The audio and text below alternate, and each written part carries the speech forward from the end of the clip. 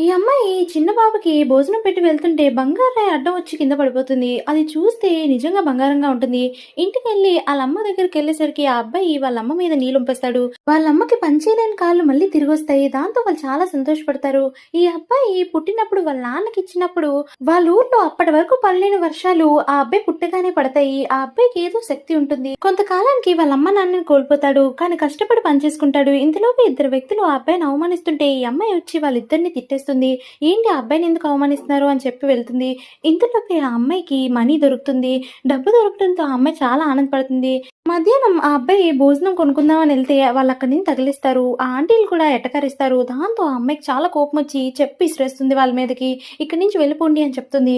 ఆ పిల్లని చూసి జాలేసి ఆ అమ్మాయి దగ్గర ఉన్న భోజనాన్ని ఆ అబ్బాయికి ఇచ్చేస్తుంది. ఆ అబ్బాయి సంతోషిస్తాడు. బయటకు వెళ్ళేసరికి ఆ అమ్మాయి బంగారు రాయి మీద పడుతుంది. ఇది చూస్తే నిజంగా బంగారంగా ఉంటుంది. ఏంటి బంగారం దొరికిందని చెప్పి ఆనందపడి ఇంటికెళ్తుంది. ఇంటికెళ్ళేసరికి వాళ్ళ చెల్లి అస్సలు వాళ్ళ అమ్మని బాగా చూసుకోదు. ఆ అమ్మాయిని కూడా కొట్టేస్తుంది. సర్లే పర్లేదమ్మా నాకు బంగారం దొరికింది అని చెప్పి చూపిస్తుంది. నిజంగానా మన కష్టాలు తీర్తాయిలే అని అనుకుంటుంది వాళ్ళమ్మ. ఇంతలోపే వాళ్ళ అమ్మకు భోజనం పెట్టి అలాగే 2 ముక్కలు తీసి ఆ అబ్బాయికి కూడా కొంచెం పెడదామని చెప్పి వెళ్తుంది.